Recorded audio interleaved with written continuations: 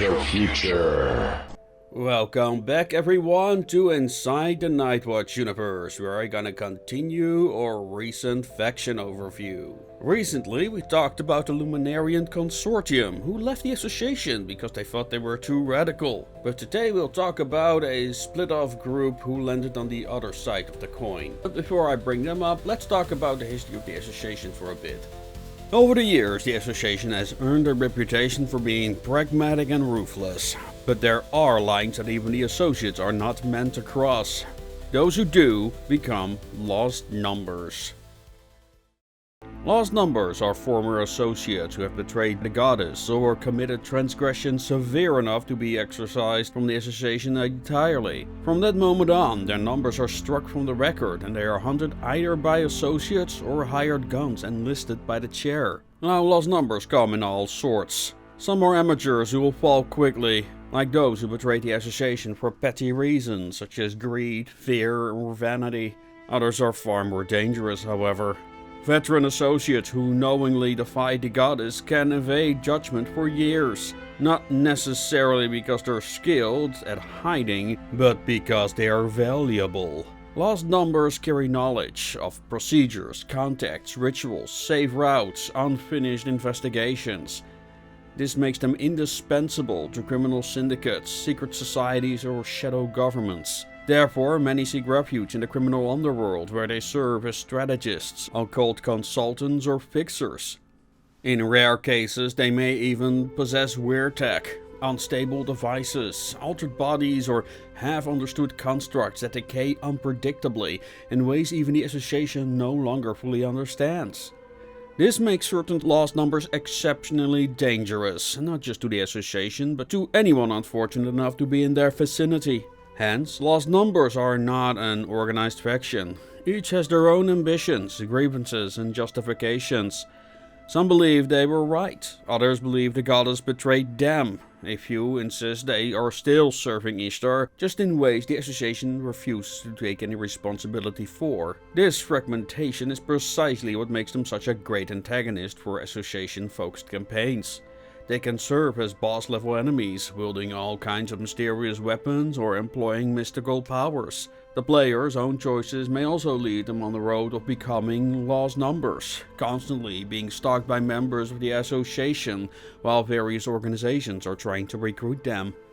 Or they can start their own faction, like the following guys did. We already discussed the Luminarian Consortium, who splintered off from the Association because they believed it had become too violent. Atlas Invictus, however, used to be associates who separated because they believed the Association wasn't going far enough. Although Atlas Invictus was originally founded by lost numbers, these days most of its members have no prior history with the Association. They are soldiers, zealots, survivors of rift disasters, and people who believe humanity is already losing the war. To them, the problem is simple. The world has been contaminated by rifts that have torn open the borders of reality, opening the floodgates for strange energies, technologies, and entities that were never meant to exist.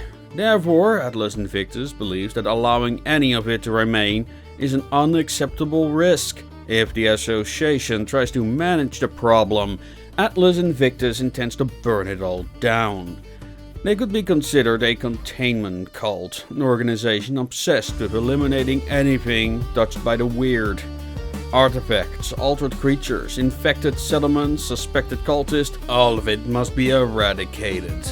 And they're not particularly subtle about it. Atlas Invictus follows a brutal principle. It's better for 10 innocents to die than for one weirdo to escape judgment. Entire settlements have been wiped off the map because someone suspected a sleeper cult operating within them. Because some convinced of the urgency of the situation, to them, hesitation is the enemy's ally. They're not villains in their own mind, quite the opposite. Atlas Invictus believes it's fighting for the survival of humanity.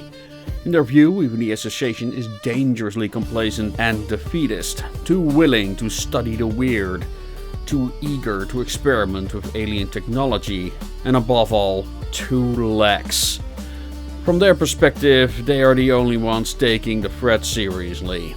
In-game, Atlas Invictus can play many different roles, depending on the kind of campaign you want to run. If your players are dabbling in forbidden technologies, negotiating with rift cults, or experimenting with strange artifacts, Invictus agents may appear determined to stop them. As mentioned in prior episodes, the Association isn't particularly a heroic group. Ideologically speaking, Atlas Invictus is a problem for the local law enforcement to deal with. But in many ways their interests align. Both believe the outsiders must be stopped and that humanity is under existential threat. However, the Association do feel something of an obligation to stop their heinous acts because of their prior relationship. Even when players are working for the Association itself, it's entirely possible that they'd be forced to intervene when Atlas Invictus goes too far, which it always does. That said, some of the more hardcore Association members may express sympathies for Atlas Invictus and may end up fighting on the same side.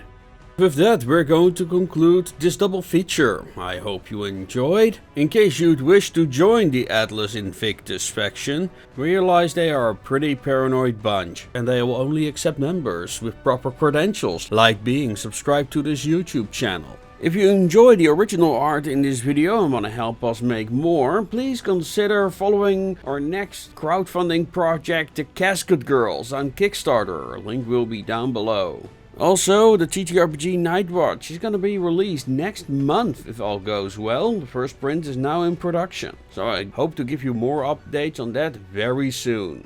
And with that, I'm going to bid you adieu, and as always, make things your way.